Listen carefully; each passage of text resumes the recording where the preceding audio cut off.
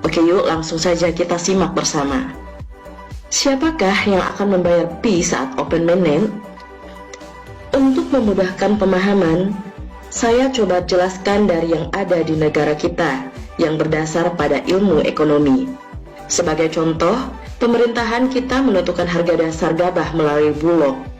Harga gabah bila dibiarkan murni dilepas di pasar, waktu panen raya harganya akan sangat rendah dan petani sangat merugi. Gak nyucuk dengan modal yang harus dikeluarkan. Yang untung banyak tentu tengkulak, karena harga pasar adalah P atau price ditentukan oleh supply atau jumlah yang ditawarkan dan demand atau jumlah permintaan. Jadi S dan D ini yang menentukan P atau harga di pasar bebas. Nah, Bulog mendapat tugas untuk mengatasi masalah harga ini untuk melindungi petani supaya nggak rugi. Tetap ada semangat untuk bertani dan masyarakat masih mampu membeli beras dan tengkulak pun masih mendapat untung. Karena itu diterapkan harga dasar gabah sama pemerintah melalui Bulog. Setelah ada ketentuan harga, terus siapa yang membeli gabah?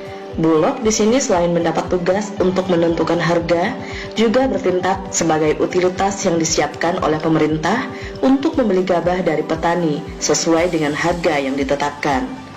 Orang lain selain Bulog seperti tengkulak atau perseorangan bisa nggak kalau pengen beli gabah? Tentu bisa, asal sesuai dengan harga yang ditetapkan oleh pemerintah melalui Bulog itu.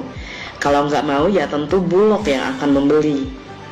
Tentu tengkulak kalau nggak mengikuti aturan malah rugi sendiri karena akan kehilangan usahanya menyediakan beras misalnya. Padahal pelanggannya sudah banyak. Jadi dalam hal ini pembeli gabah dengan harga dasar gabah yang telah ditetapkan tersebut tentu Bulog yang utama sebagai utilitas yang disiapkan oleh pemerintah. Pengusaha penjual beras juga orang-orang yang mau beli gabah dengan harga yang sudah ditetapkan tersebut. Sehingga harga dasar tercapai, petani masih untung dan masih bersemangat untuk bertani. Pengusaha yang bisnis beras masih untung dan masih terjangkau pula harganya untuk bisa dibeli berasnya oleh masyarakat atau konsumen. Bagaimana dengan koin Pi yang akan ditentukan harganya oleh Kortim saat open mainnet? Bisakah berharga mahal dan siapakah yang akan membelinya? Saya kira dari gambaran di atas sudah bisa sedikit difahami siapa pembeli koin Pi dan bisakah ditetapkan dengan harga mahal. Kortim atau pihak Pi Network akan menentukan harga awal untuk koin Pi yang bertindak seperti pemerintah. Tapi Kortim menyediakan utilitas di awal nggak hanya satu seperti hanya Bulog itu. Kortim menyediakan banyak utilitas di ekosistemnya yang bisa bersifat sebagai pembeli koin Pi dengan cara barter dengan barang atau jasa, juga dengan cara tukar dengan uang fiat atau kripto yang lain. Selain itu juga, Kortim tentu juga punya sponsor dan pendukung keuangan untuk modal bila harus membeli koin Pi. Sebagai gambaran, Elon Musk sudah mengucurkan dana untuk beli Pi 1,5 triliun dolar. Selain itu, Amazon juga marketplace lain sudah siap dengan harga tersebut. Exchanger yang sudah siap beli koin Pi dan berada di ekologi Pi juga sudah ada. Juga utilitas yang lain seperti P2Go dan lain-lain, mereka di open mainnet sudah siap serempak semua terima transaksi dengan koin Pi sesuai dengan harga yang ditetapkan Kortim saat open mainnet. Kalau ada yang jual lagi Pi-nya, tentu Kortim sudah siap dengan mengucurkan modalnya. Tapi dengan bertambahnya waktu, maka utilitas Pi juga akan semakin berkembang dan semakin banyak. Bank Dunia juga sudah berencana untuk menjadikan koin Pi sebagai uang digital global dunia. Maka mau nggak mau, bank-bank di berbagai negara pun harus siap untuk terima uang Pi dan membeli koin Pi. Ini juga karena adanya fungsi koin Pi sebagai koin transaksi yang simple, cepat dan faktor keamanannya juga sifat transparansinya membuat sangat diperlukan untuk transaksi yang besar. Ingatkah beberapa koin seperti Bitcoin kadang juga untuk transaksi, tapi untuk jangka panjang, nggak aman dan nggak layak.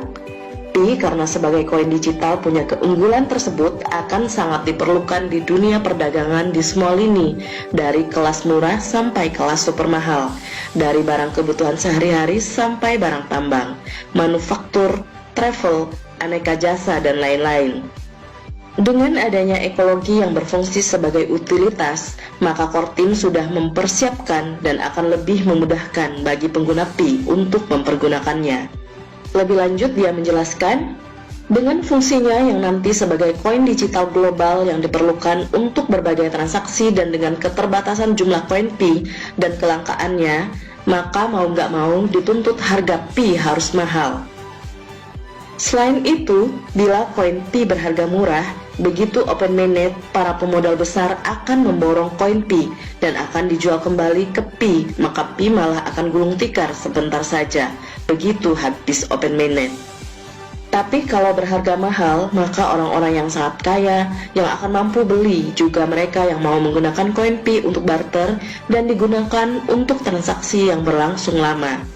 Jadi, koin Pi berharga mahal ini sangat diperlukan dan malah menjadi tuntutan karena fungsinya sebagai koin digital global dunia dan untuk keberlangsungan perusahaan Pi untuk bisa tetap eksis dan jaya, dan tentunya untuk kesejahteraan masyarakat dunia, khususnya pioners Pi juga, insya Allah. Jadi siapa yang akan bayar Pi? Sudah terjawab. Juga, benarkah koin Pi akan berharga mahal? Sudah terjawab juga. Kita doakan saja semuanya bisa berjalan lancar, sukses dan bawa berkah dan kesuksesan bagi kita semua. Amin. Itulah guys pembahasan tentang siapakah yang akan membayar Pi saat open mainnet yang kami dapatkan dari sumber anonim dari grup WhatsApp. Bagaimana pendapat kalian? Silahkan komen di kolom komentar. Kita bertemu lagi di lain kesempatan. See you on the next video. And bye-bye.